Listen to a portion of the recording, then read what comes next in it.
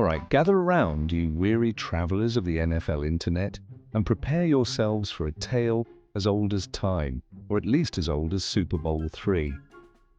We're talking, of course, about the legendary quest of the New York Jets, the never-ending search for a quarterback.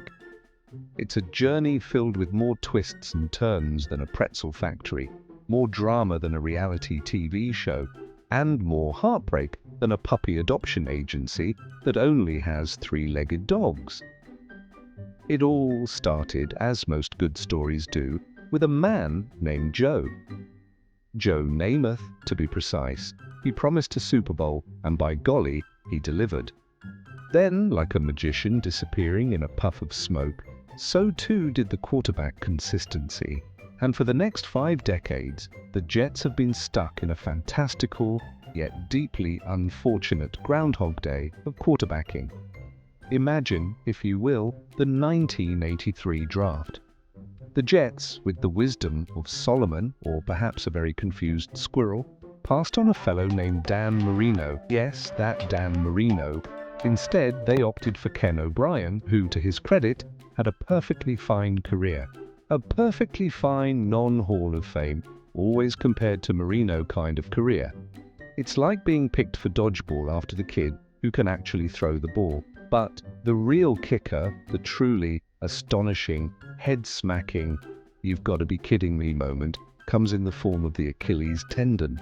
Twice, not once, but twice, the Jets have had their Super Bowl hopes, or at least really good playoff run hopes, obliterated by an Achilles injury to their starting quarterback in Week 1. Vinny Testaverde in '99 when the team was absolutely cooking. And then, history, with its twisted sense of humor, decided to hit replay with Aaron Rodgers in 2023.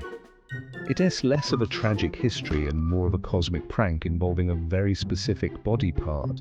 You almost expect the next Jets QB to be given a suit of armor for his ankles.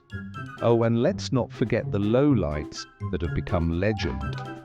Sanchez, a man who once led them to back-to-back AFC Championship games, is now primarily remembered for his intimate encounter with a lineman's backside, the infamous Butt Fumble. It's the kind of play that gets replayed at every holiday gathering, much to the chagrin of all involved. Then there's Geno Smith, whose starting job was lost, not to poor performance, but to a teammate's fist. You can't make this stuff up, folks. It's like a bad sitcom plot, except it actually happened.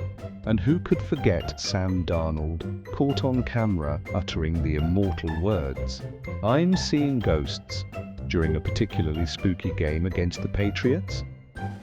Frankly, after all this, I'm surprised he was seeing a whole haunted mansion of former Jets quarterbacks waving sadly from the sidelines.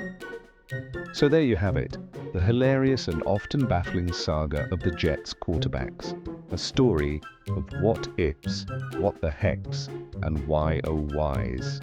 Perhaps one day they'll find their chosen one, the quarterback who will lead them to glory without encountering a rogue Achilles, a teammate's punch, or the spectral vision of Bill Belichick.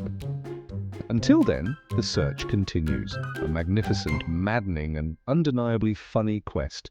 Disagree? Let us know in the comments.